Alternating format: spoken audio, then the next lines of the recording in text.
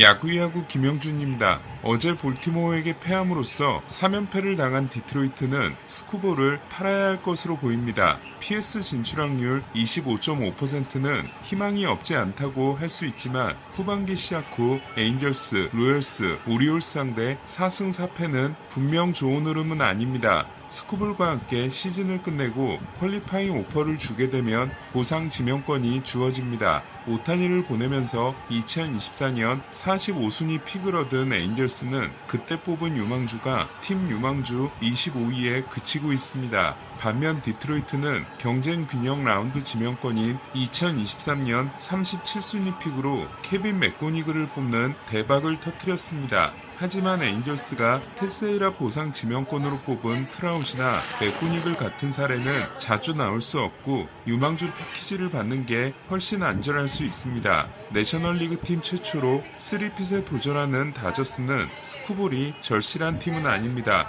지난 2년간 사이영 투표에서 30표와 26표를 받았고 올해 우여곡절이 많았지만 최근 두 경기에서 21K를 기록하며 몸값 높이기를 본격화한 스쿠볼은 29팀 모두에게 도움이 될 수 있고 다저스도 예외가 아닙니다. 하지만 스쿠볼을 얻으려면 막대한 유망주 손실을 피할 수 없고 선발 4자리는 이미 차 있습니다. 물론 스쿠볼이 다른 팀으로 가는 걸 막는 것이 우승 가능성을 높여줄 수 있지만 스쿠볼이 미러키나 컵스, 애틀란타나 필라델피아로 간다고 다저스가 신대한 타격을 입는 건 아닙니다. 다저스가 스쿠볼을 외면해도 괜찮으려면 관건은 유리질라입니다. 둘이 합쳐서 올해 8경기를 등판하고 42.2이닝을 소화한 유리군과 스넬질라가 정상적이기만 한다면 야마모토, 오타니, 스넬, 글래스나우 4위는 걱정할 필요가 없는 PS 로테이션이 됩니다. 오타니는 무릎 부상으로 사이영 도전의 꿈이 사라졌지만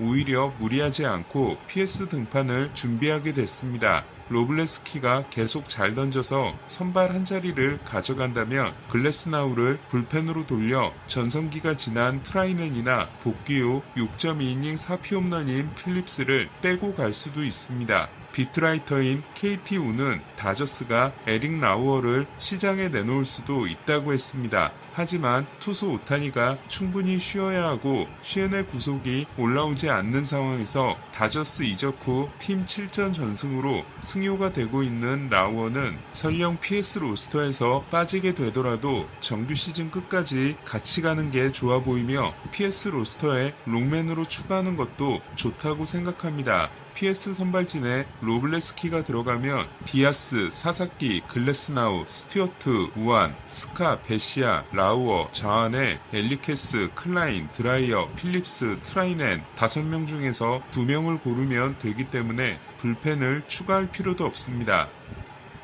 저는 오히려 다저스가 신경 써야 할 게 외야의 공격력이라고 생각합니다. 다저스는 지난 겨울을 아주 단순하게 접근했습니다. 외야의 공격력이 많이 떨어졌고 마무리 부재가 컸기 때문에 고민하지 않고 가장 좋은 외야수와 가장 좋은 마무리를 샀습니다. 그 사이 스캇이 살아났기 때문에 디아스가 돌아와 좋은 모습을 보이면 불펜에 쓴 돈은 아깝지 않습니다. 하지만 외야는 무려 1억 2천만 달러의 추가 지출이 들어갔음에도 충분히 만족스럽지 않습니다. 시즌 초반의 기세는 아니지만 수비가 든든한 파이스는 중견수 고민을 지워줬습니다. 반면 매치가 2억 2천만 달러를 부르는 바람에 2억 4천만 달러를 주게 된 터커는 너무나 실망스럽습니다. 원정에서 좀 나아지긴 하지만 홈 OPS가 200타석 이상 114명 중 5번째로 나쁜 터커는 어쨌든 너무 비싸게 샀기 때문에 어쩔 수 없이 써야 하는 선수입니다.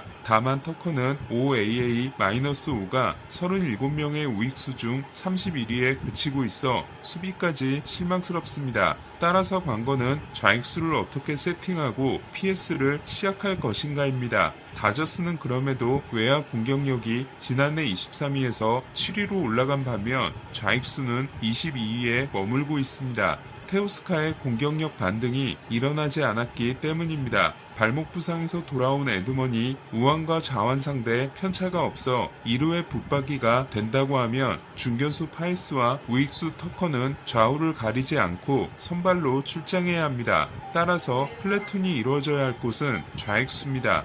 다저스는 며칠만 더 기다리며 좌익수를 맡길 수 있는 저항킬러가 합류합니다. 키케 에르난데스입니다. 지난해 팔꿈치 상태가 심각한 상황에서 월드 시리즈를 완주한 후 수술을 받느라 5월 25일에 돌아온 키케는 4타수 4안타 3장타를 기록하던 중 복사근 부상을 당했습니다. PS에서 통산 OPS가 826으로 6구위인 터커보다 훨씬 좋은 키케는 좌한 선발을 상대하는 경기에 좌익수로 내보내면 됩니다. 그렇다면 우한 선발 경기의 좌익수는 테오스카여야 하는데 테오스카의 우한 상대 OPS는 2024년 808에서 지난해 734를 거쳐 올해 708까지 떨어졌습니다. 이 정도 성적이면 우타자 테오스카를 우한 선발 경기에 내보내야 할 이유가 없는 셈입니다. 테오스카의 매력은 경기 내내 욕을 먹다가도 결정적인 한 방을 터뜨려주는 선수라는 점입니다. 2024년 테오스카는 디비전 시리즈 3차전에서 분위기 반전을 가져온 말로 홈런을 마이클 킹을 상대로 터뜨렸고 최종전에서는 2대0으로 달아나는 솔로 홈런을 다르비슈를 상대로 날렸습니다. NLCS에서는 에드먼의 활약에 묻어갔지만 월드시리즈 2차전에서 로든을 상대로 날린 결승 투런과 5차전에서 게리코를 상대로 때려낸 동점 2타점 2루타는 결정적인 타점들이었습니다. 테오스카는 정규 시즌 33홈런 99타점과